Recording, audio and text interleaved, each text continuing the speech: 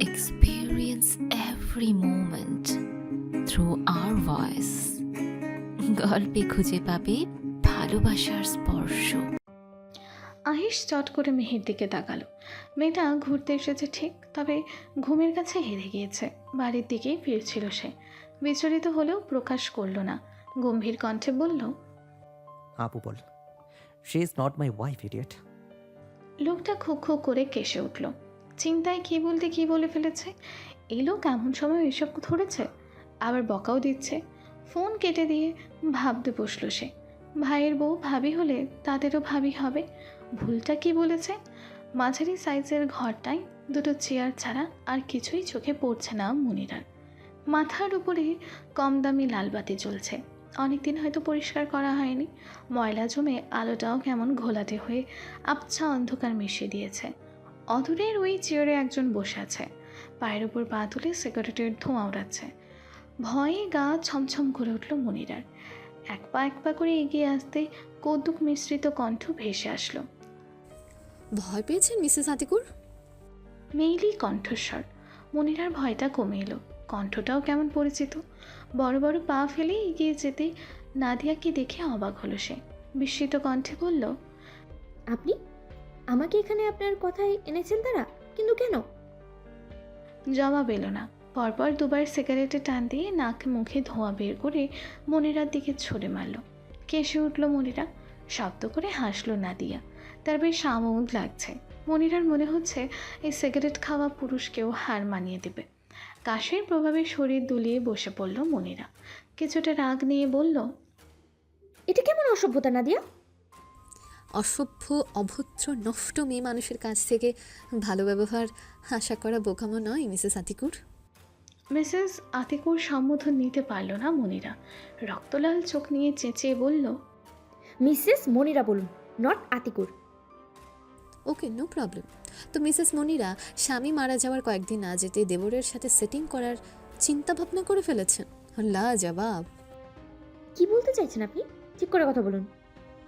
আপনি বুকে হাত দিয়ে বলতে পারবেন আপনার মনে এরকম কিছু নেই?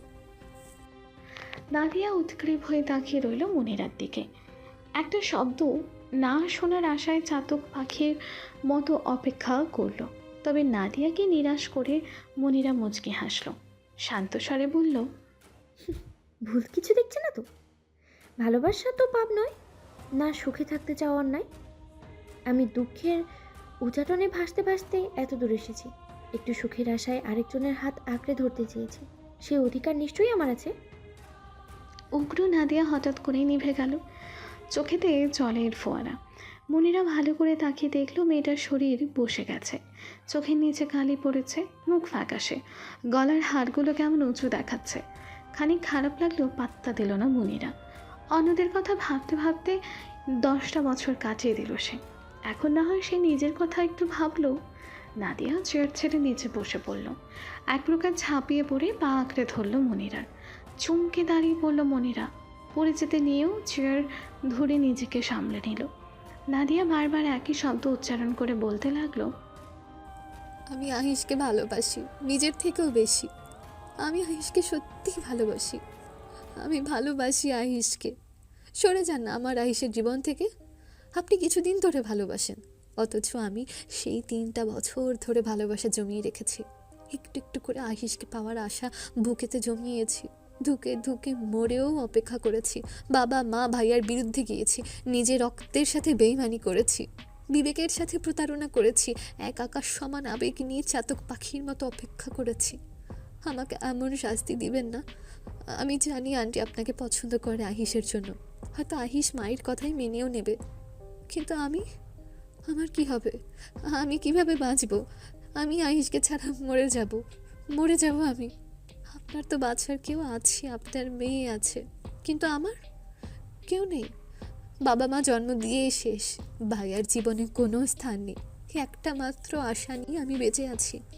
আহিশকে আঁকড়ে ধরে বাঁচতে চেয়েছি। আমাকে বেঁচে থাকার সুযোগ দিন। আপনি বিনিময়ে যা চাইবেন তাই দেব। কত টাকা চাই আপনার? আমার নামের সম্পত্তিগুলো লিখে দেব। মেয়েকে নিয়ে ভালোভাবে সুখে থাকবেন। শুধু আমার আহিশকে দিন। সরে যান পথ থেকে। আহিশকে ছাড়া আমি বাঁচব না, মরে যাব। উন্মাদের মতো আচরণ মনিরার মনে আঁচড় কাটতে পেরেছে। মেয়েটার কষ্টও তাকে ছুঁতে পেরেছে, তবে কোথাও যেন একটা নিষেধাজ্ঞা এসে মস্তিষ্ককে নড়বড়ে করে দিচ্ছে। আহিসকে আপন করার মনোবাসনা মুহূর্তেই বিবেককে হারিয়ে দিচ্ছে। নাদিয়ার কথাগুলোকে হাজার মাইল দূরে সরিয়ে দিচ্ছে। দিশেহারা মনিরা আবারও বসে পড়ল চেয়ারে। হঠাৎ করে মনে পড়ল নাদিয়া তাকে টাকার কথা বলেছে, তার ভালোবাসাকে টাকা দিয়ে কিনতে চেয়েছে। আহিসের প্রেমে অবচেতন মন যেন একটা রাস্তা পেয়ে গেল নাদিয়ার আহাজারিকে অবহেলায় দূরে ছুঁড়ে ফেলতে। কাটকাট গলায় বলল, ভালোবাসাকে নিলামে তুলতে চাইছো? আমার ভালোবাসা এতই ঠুনকো? টাকার গরম দেখাচ্ছ আমাকে? আমার তো মনে হচ্ছে তুমি আয়েশকে ভালোই বাসনি, শুধুমাত্র জেদের বসে তুমি এমন পাগলামি করছো। নাদিয়া কিছুক্ষণ মনিরার দিকে তাকিয়ে রইল। হুট করেই পা ছেড়ে চেয়ারে বসে ফ্লোর থেকে মদের বোতল তুলে নিমিষেই ঢেলে দিল গলায়। অর্ধেকটা পেটে চালান করে বলল, আমার ভালোবাসাকে তোমার কাছে জেদ মনে হচ্ছে? আচ্ছা জেদ তো? তুমি কি ভেবেছো তোমাকে অনুরোধ করেছি বলে আমি দুর্বল?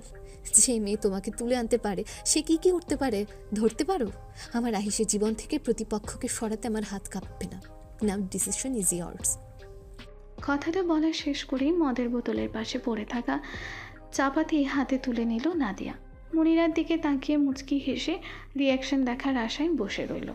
তবে মনিরাকে ভয় না পেতে দেখে কিছুটা অবাক হলো সে। শক্ত কণ্ঠে বলে উঠল, ভয় করছে না তোমার? খেলনা নয়, একটা টানে মাথাটা আলাদা করতে পারি, দেখবে? এবার শব্দ করে হেসে উঠল মনিরা। হাসির ছলকে শরীর সহ চেয়ার মৃদু নড়ছে। হাসি থামাতে বেশ বেগ পেতে হলো মনিরাকে। পায়ের ওপর পা তুলে রসিকতা করে বলে উঠল,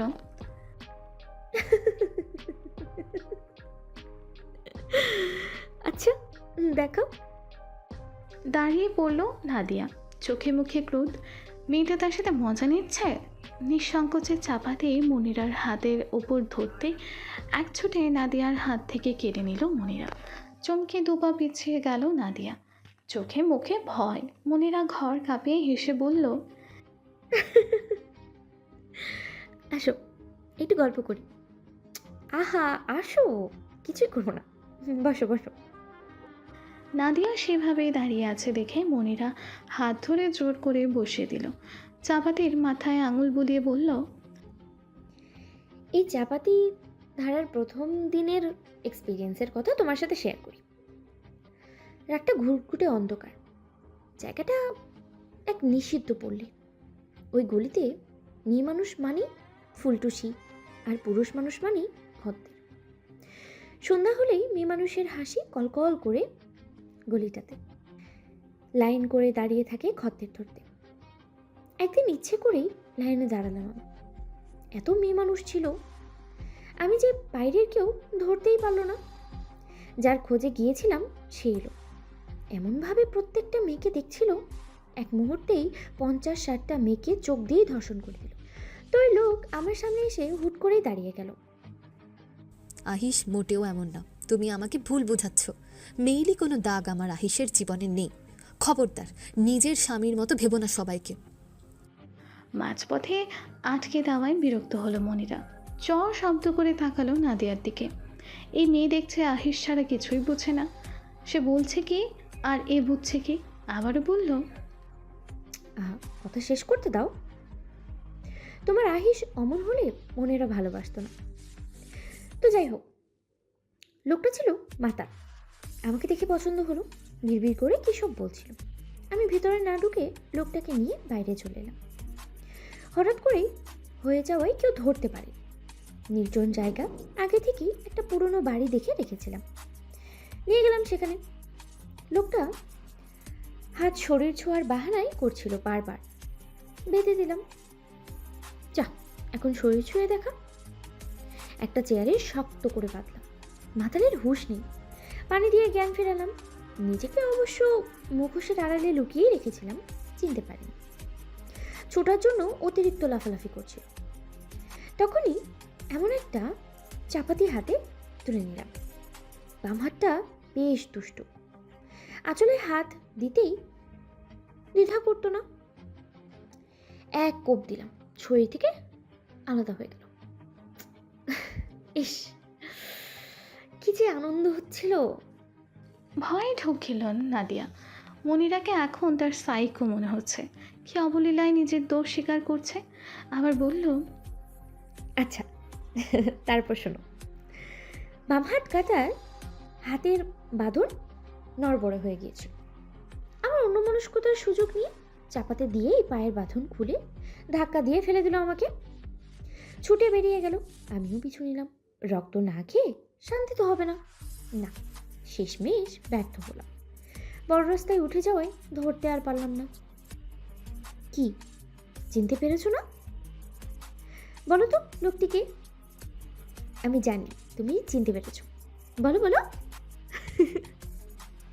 এমনভাবে হাসলো। নাদিয়া ভয় ভয়ে উত্তর দিল, আরাফ? তুমি নিশ্চয়ই অঙ্কে ভালো ছিলে। সূত্র বলতেই কেমন উত্তরটা বলে দিলে। I like your brain. আঙুল নেড়ে কথা বলে মিনিট খানেক নিঃশব্দে হাসলো মনিরা। উঠে দাঁড়ালো, কোমরটা সামান্য বেঁকিয়ে ব্যায়ামের মতো করে বোঝালো। বসে থাকতে থাকতে কোমর ধরে গেছে। চাপাতি এখনো হাতে।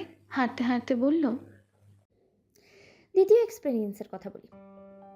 কেটে গেল অনেকটা দিন। বুঝতে পারছিলাম আমার সংসারে দ্বিতীয় ব্যক্তি ঢুকতে যাচ্ছে। সহ্য করি কি করে বলো? 10 বছরের সংসার, কি না করেছি। মুখ বুঝে সহ্য করেছি সকল অত্যাচার। এরপরেও যদি সতীন নিয়ে সংসার করতে হয়, বুঝো মনের উপরে কি চাপটাই না পড়ে। রাত বেশি হয়নি, স্বামী যাচ্ছিল সতীনের মুখে তালা দিতে। তুলে নিলাম অজ্ঞান করে, ওই নির্জনেই চলে গেলাম। ওখানের মতো শান্তি আর নেই জানো তো। কেন জানি মুখোশ পড়তে ইচ্ছে করে, তবুও পারতে হলো। কথা বলতে তো চিনতেই পারবে। জ্ঞান ফেরালাম, কণ্ঠ ধরে ফেললো। ফট করেই নাম বলতে যাচ্ছিল, মুখে কস্টেপ মেরে দিলাম। রক্ত আমাকে এমনভাবে টানছিল, তবুও শান্ত থেকে একের পর এক আঘাত করছিল। দেখলাম অজ্ঞান হয়ে যাব, রিস্ক নিলাম না। জ্ঞান থাকতে থাকতেই এক কোপে মাথাটা আলাদা করে ফেললাম। কোনো স্বামীর এমন ভাগ্য হয় স্ত্রীর হাতেই শেষ নিঃশ্বাস ত্যাগ করেন? এই হিসেবে কিন্তু আমার স্বামী বড্ড ভাগ্যবান। যাক, পরের কথায় আসি। শরীরের পার্টগুলো কুচি কুচি করলাম। এক প্যাকেট নিজের সাথে নিয়ে বাকি অংশ লোক দিয়ে বিক্রি করে দিলাম। সুস্বাদু মাংস খাক, কত হিসেবে আমি দেখেছো। কিছু টাকাও আয় হলো। বাড়ি ফেরার আগে জ্যাকেটটাও পরিয়ে ফেললাম, কোনো চিহ্নই রাখিনি। বাড়ি ফিরলাম চুপচাপ। আতিকুর পেছনের দিকে বাইরে যাওয়ার জায়গা করেছিল। রাতের আধারে মেয়ে মানুষ ধরতে মানে ওখানে দিয়েই যেত, বুঝেছ। সকাল হলো বরাবরের মতো। মাংস রান্না করলাম। বাপ ছেলে চেটে পুটে খেলো। জানতেই পারলো না ছেলে ভাইয়ের মাংস খাচ্ছে। আহ, কি তৃপ্তির ঢেকুর। সময়টা এলো তখন, যখন পার্সেল এলো।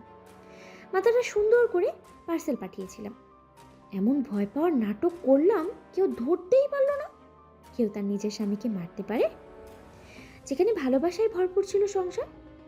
এখন কথা হলো, সে রাতের পর আরাফকে একা পাচ্ছিলামই না। আতিকুর মরে গিয়ে ওর সুবিধা করলো। মেয়ের ক্ষতি হবে ভেবে ফাঁসিয়ে দিলাম আরাফকে। মেয়ে ভীষণ কাঁদছিল। আগ থেকে জোগাড় করে রাখা বাবার কীর্তিগুলো দেখালাম। শান্ত হয়ে গেল মেয়ে।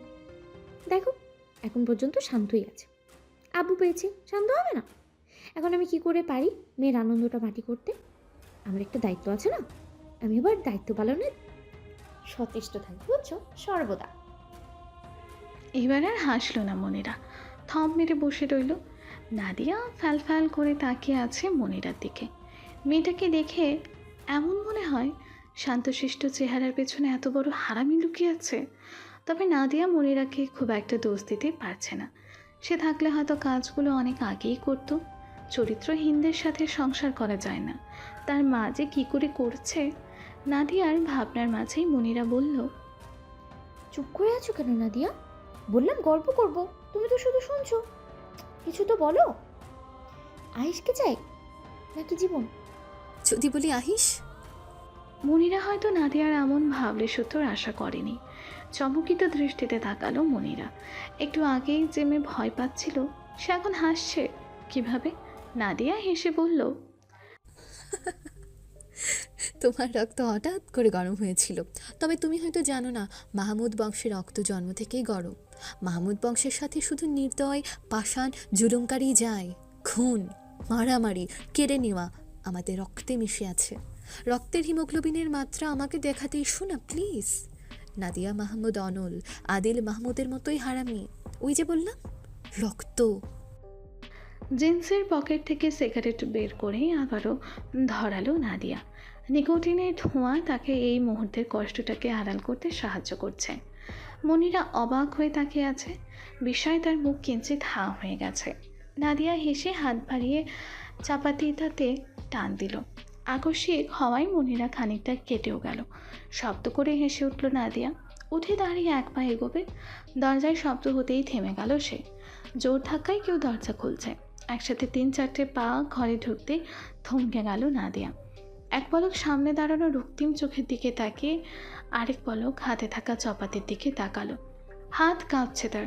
এত বড় ভুল করার দায়ে নিজেকে দোষারোপ করতে লাগলো। আহিশকে দেখে মনিরা নাদিয়ার দিকে তাকিয়ে বাঁকা হাসলো। নিমিষেই নাদিয়াকে ধাক্কা দিয়ে ফেলে দিয়ে দৌড়ে ঝাঁপিয়ে পড়লো আহিশের বুকে। ফ্যাঁচ ফ্যাঁচে কেঁদে বলে উঠল, আহিস, বাঁচান আমাকে, ও মেরে ফেলবে আমাকে। এখান থেকে চলুন, ও আপনাকেও মেরে ফেলবে। পাগল হয়ে গেছে নাদিয়া। কিসব বলছিল? আমার দম বন্ধ হয়ে আসছে আহিস, আমি মারা যাব। আহিশ আগলে নিল মনিরাকে। মেয়েটা ভয় পেয়েছে। শান্ত করার জন্য বলল, শান্ত হও, কিচ্ছু হবে না, আমি আছি তো। শান্ত হও মনিরা। মনিরা শুনে বুঝেও শান্ত হলো না, বরং আহিশকে আষ্টে পৃষ্ঠে জড়িয়ে ধরল। আহিশের ভীষণ অস্বস্তি হচ্ছিল। রাগটা যেন বেড়ে গেল। ধমকে বলে উঠল, এই মেয়ে, শান্ত হও বলছি। প্যাচ প্যাচ করে কান্না করবে না। আকস্মিক ধমকে শান্ত হলো মনিরা। তবু ছাড়ল না আহিশকে। বুকে মুখ লুকিয়ে নাদিয়ার দিকে চোরা চোখে তাকিয়ে ঠোঁট বাঁকিয়ে হেসে ঢলে পড়ল আহিশের ওপর। চমকে গেল আহিশ। দুবার গালে মৃদু থাপ্পড় দিয়ে বুঝল জ্ঞান হারিয়েছে। নাদিয়ার দিকে রক্তলাল চোখে তাকিয়ে বলল, ভেবেছিলাম মাহমুদ বংশের রক্ত হলেও তুমি আলাদা, বন্ধুত্বের স্থান দিয়েছিলাম। তবে আমি ভুল। মাহমুদ বংশের রক্ত এতটাই দুর্গন্ধ যে কেউ সেই দুর্গন্ধটা রুখে রাখতে পারে না। আমি তোমাকে কখনো ক্ষমা করবো না নাদিয়া। অবশিষ্ট সম্পর্কটাও এখানেই শেষ। কোনো এক কালে তুমি উপকার করেছিলে বলে আজ তোমাকে ছেড়ে দিলাম। আমার মনে তোমার প্রতি ঘৃণা ছাড়ার কিছুই রইল না। একমাত্র দায়ী তুই নিজেই। কোলে তুলে নিল মনিরাকে। সাথে থাকা লোকগুলো বাইরে দাঁড়িয়েছে। আহিশের আড়ালে মনিরা নাদিয়াকে বুড়ো আঙুল দেখাতে ধপ করে বসে পড়ল নাদিয়া। হাতের চাপা দিয়ে কোথায় গিয়ে পড়ল টের পেল না। তার কানে শুধু আহিশের কথাগুলোই ঘুরছে। সে তো শুধু ভয় দেখাতে চেয়েছিল। প্রথমে তো পায়ে ধরেছিল, ভিক্ষা চেয়েছে। তার হাহাকার কারো কানে বাজেনি। চিৎকার করে কেঁদে উঠল নাদিয়া। কান্নার শব্দগুলো এক কোণ থেকে আর এক কোণে প্রতিধ্বনিত হয়ে তার কাছেই ফিরে আসছিল। কাঁদতে কাঁদতে সময় কততে চলে গেল টের পেল না। গুটিসুটি মেরে ফ্লোরে শুয়েই রইল। এই ব্যথা যে সারার না। অস্পষ্ট সুরে বিড়বিড় করতে লাগলো, যতনে ভালোবাসিলাম, সে আমারে যতনে দুঃখ দিয়া গেল। ঘুম থেকে উঠে ছেলেকে পাশে বসে থাকতে দেখে মিষ্টি হাসলো কামিনী বেগম। রাত এখন কটা বাজে জানা নেই, হয়তো 2-3 বাজে। আফিফের দৃষ্টি মেলে ধরা বইয়ের ওপর। কামিনী বেগম হাত বাড়িয়ে ছেলের মাথায় রাখলেন। আফিফ হাতে রাখা হুমায়ুন আহমেদের অপেক্ষা বইটি ভাঁজ করে রেখে দিল পাশে। মায়ের দিকে ঘুরে তাকিয়ে মুচকি হেসে বলল, ঘুম হয়েছে আম্মা, চলো খাবে। কামিনী বেগম মাথা নেড়ে সায় দিলেন। যদিও তার খেতে ইচ্ছা করছিল না, কিন্তু ছেলে যে খায়নি। আগে তার কিছু হলে বাবা ছেলে না খেয়ে একসাথে বসে থাকতো পাশে। এখন বাবা নেই, ছেলে নিজ ভূমিকাতেই রয়েছে। এমন সৌভাগ্য কতজন মায়ের হয়। মাকে চেয়ারে বসিয়ে দিয়ে খাবার গরম করে নিল আফিফ। এক পলক জিয়াউলের ঘরের দরজায় তাকিয়ে নিম্নস্বরে বলে উঠল, খিদে পেলে খেয়ে নিতে হয় জিয়া, নিঃশ্বাসের বিশ্বাস নেই। এসো, ঠান্ডা হয়ে যাবে খাবার। 1 মিনিট পর মৃদু শব্দে দরজা খুলে গেল। ঘুম ঘুম চোখে জিয়াউল চেয়ারে বসতেই আফিফ মুচকি হাসল।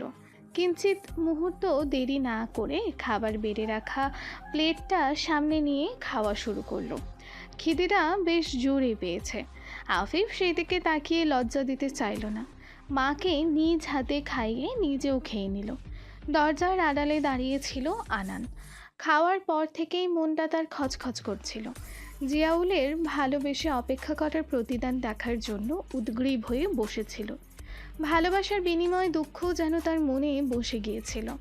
তবে হুট করেই আফিফের 3টে বাক্য তার ভুল ধারণাকে সম্পূর্ণ ফিকে করে দিল। ভালোবাসা দিলে যে ভালোবাসা পাওয়া যায় আজ যেন নতুন করে আবিষ্কার করলো সে।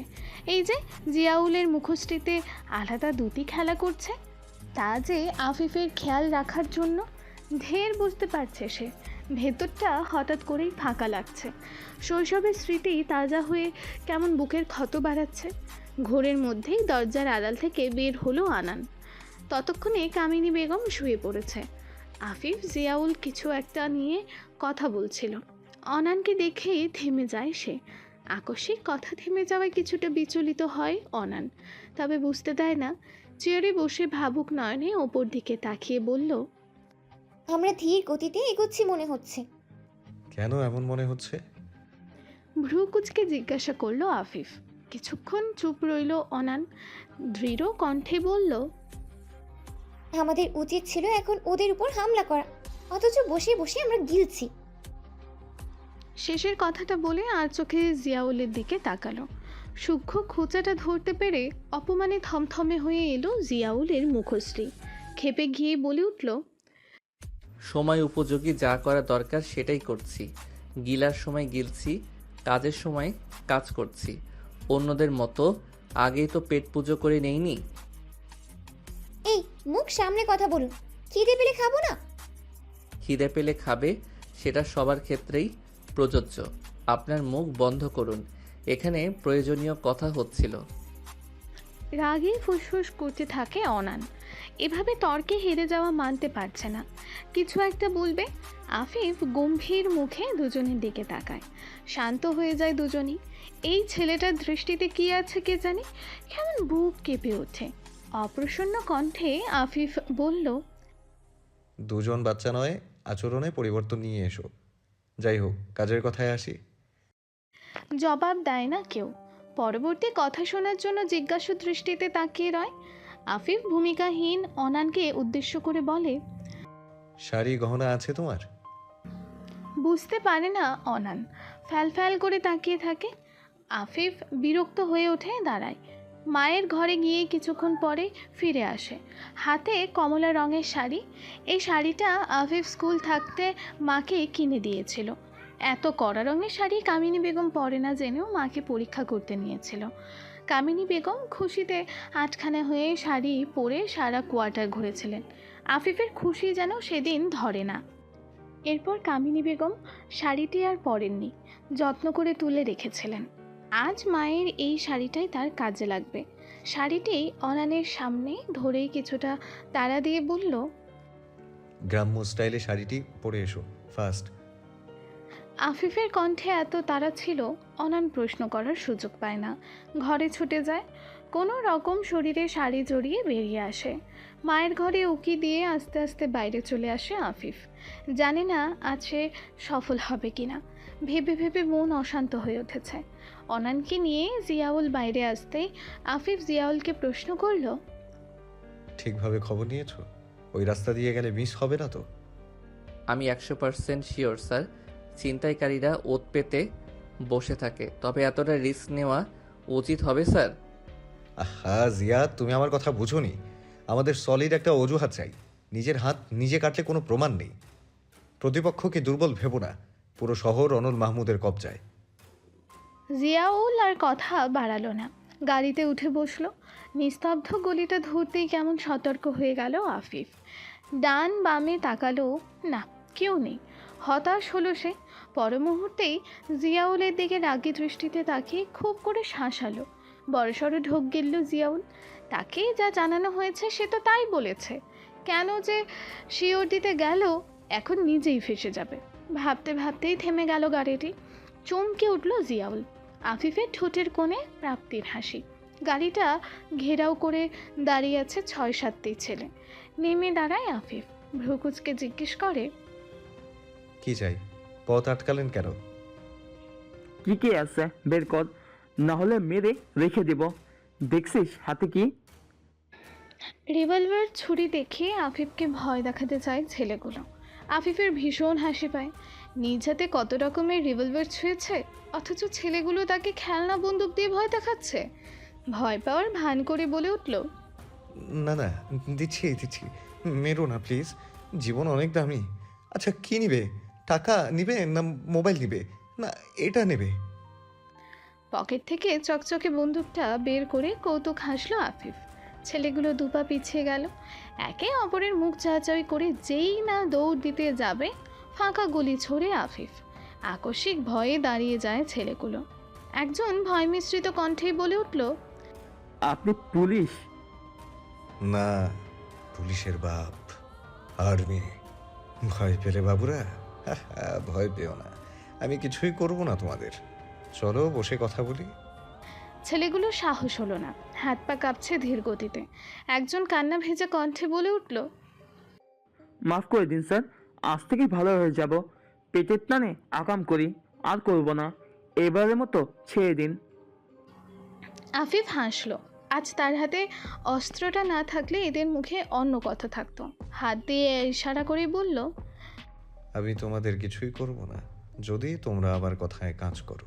রাজি? ছেলেগুলো উপায় না পেয়ে কাছে আসলো। ধুলো মাখা রাস্তায় বাবু হয়ে বসে ছেলেগুলোকে বসতে ইশারা করলো আফিফ। ভয় কাটেনি কারো, বসলো সবাই। আফিফ বলল, ডিল একটাই, আমি যা বলবো তাই করবে, জাস্ট এতটুকুই। আরও কিছুক্ষণ কথা বলল আফিফ, বুঝিয়ে দিল নিজের পরিকল্পনা। লোকগুলো অবাক হয়ে তাকিয়ে রইল। এ কেমন লোকের পাল্লায় পড়লো তাই হয়তো ভাবছে। জেলে যাওয়া থেকে বাঁচতে রাজি হয়ে গেল হট করে। আফিফ মাথা দুলিয়ে হাসলো। গাড়ির দিকে হাত উঠে ইশারা করতে জিয়াউল নেমে এলো কিছু কাগজ নিয়ে। ছেলেগুলোর সামনে তুলে ধরে বলল, চট জলদি সাইন করে দাও। আমি আবার কাঁচা কাজ করি না, তোমাদের আমার সামনে লাগবে। আশা রাখছি পাশে পাবো। বিনিময়ে টাকা পাবে, নো প্রবলেম, তবে বেইমানি করো না। তোমার ভুলের মাসুল তোমার পরিবারকে দিতে হবে, এই যা। লোকগুলো না পড়েই সাইন করে দিল। কাগজগুলো জিয়াউলের হাতে দিয়ে উঠে দাঁড়ালো আফিফ। পরবর্তী কাজ একটু পরেই করবে, তবে আশপাশটা দেখে নেওয়া জরুরি। চারিদিকে নজর বুলিয়ে আফিফ একটি বেওয়ারিশ কুকুর ছানা কাউকে দেখতে পেল না। হাত বাড়িয়ে দিয়ে বলল, নাও এখন আঘাত করো, সর্বশক্তি দিয়ে আঘাত করবে। ছেলেগুলো দিশেহারা হয়ে ওর মুখ চাপাচাপি করতে লাগলো। কি হচ্ছে কিছুই বুঝতে পারছে না। আফিফ সময় ব্যয় করলো না। যে ছেলের হাতে ছুরি ছিল, হাত আঁকড়ে ধরে নিজেই নিজের হাতে এক টান দিল। গলগল করে রক্ত পড়তে লাগলো। ছেলেটার হাত কাঁপছে। আফিফ বিরক্ত হলো। এইটুকু ক্ষতই কতদিন হসপিটালে থাকতে পারবে? বড় জোর একদিন। একদিনে তো আর হবে না। ছুরিটা নিজের হাতে তুলে নিয়ে বুক বরাবর ঘা বসিয়ে ব্যথায় চোখ মুখ কুঁচকে নিল আফিফ। শক্তপোক্ত দেহটা নরম হয়ে আসছে। ছলো ছলো চোখে স্যারের কাজ দেখছে জিয়াউল। বারবার না করেছিল এমন করতে। নিজের শরীরের ক্ষতিকে করে কেউ এমন রিস্ক নেয়? হঠাৎ করে জিয়াউলের মনে হলো হসপিটাল গেলে স্যার তাকে সাথে থাকতে দিবে না, কোনো না কোনো উপায়ে বাড়ি পাঠিয়ে দেবে। তবে সে যে বড় স্যারকে কথা দিয়েছে। আবেগের বশে জিয়াউল ঠিক আফিফের মতো কাজ করে বসলো। আফিফের হাতের ভাঁজ থেকে ছুরিটা নিয়ে কাঁধ বরাবর টান দিয়ে ডান হাতের কাঁধের নিচে ছুরি চালিয়ে দিল। মুচকি হেসে বলল, ক্ষমা করবেন স্যার, পাতালেও আপনাকে একা ছাড়ছি না। চরমভাবে হতাশ হলো আফিফ। দুজনেই চেতনা হারালে গাড়ি চালাবে কে? জিয়াউলকে কষিয়ে এক থাপ্পড় দিতে ইচ্ছা হলো।